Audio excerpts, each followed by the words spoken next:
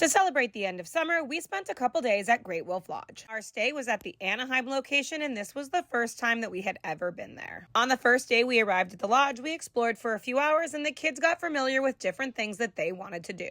And then on our first full day at Great Wolf Lodge, we let the kids tell us how they wanted to spend their day. For breakfast, they picked the buffet at Loose Moose Kitchen, and their favorite thing about the buffet was the make-your-own-omelet station and the cinnamon roll area where they could put candy on top of their breakfast. After breakfast, we thought the kids would want to go right to the water park, but they actually wanted to do activities first. The first activity that only Bailey wanted to try was kids yoga called Yoga Tales. And then after yoga, the kids really wanted to go to the Magic Quest area and pick out some magic wands to use around the lodge. The kids spent a little bit of time doing activities with these wands, but the entire Magic Quest game that the wands are for takes 6 to 8 hours, and the kids did not want to do that, so they just did a few of the magic spots before they were ready to move on. And the next thing that the kids wanted to move on to was bowling. And even though the bowling at Great Wolf Lodge is really fun, it's a little bit different than normal bowling. It's actually more like a bowling arcade game and less like a regular bowling alley.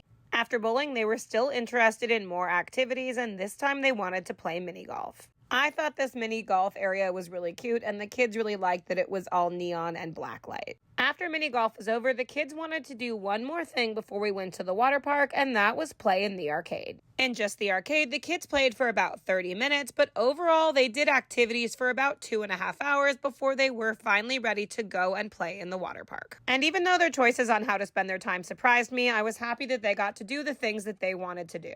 By the time we made it into the water park, it was a little before noon, and unfortunately, the water park was already really crowded. That didn't really seem to bother the kids, though, and they found lots of different fun things to do. They played in the water park for a little under 2 hours until they were finally ready for lunch, and they wanted pizza from the pizza place that was located right next to the water park. And we finished lunch just in time to go to another activity that the kids were really excited about, which was to get free balloon animals. And once they all picked their designs and got their balloon animals, they said a quick hello to a couple of Great Wolf Lodge characters that happened to be out and about, and stopped for a few minutes to watch this little Forrest and Friends animatronic show. After that, the kids asked for ice cream and then wanted to spend several more hours inside the water park. The kids loved lots of different areas of this water park, but they kept going back to the slides, the splash pads, and the wave pool. Eventually, they did ask to leave the water park because they wanted to dry off and do more magic with their wands. And they also wanted to eat dinner, which we ended up having at a sit-down restaurant called the Lodge Woodfire Grill, which had really good food. The kids' favorite part about the restaurant, though, was that their food was served on these cute plates that looked like a paw. After dinner, the kids had just one more activity before bed, and that was a really cute dance party that they had in the lobby. Overall, the kids had so much fun in one day.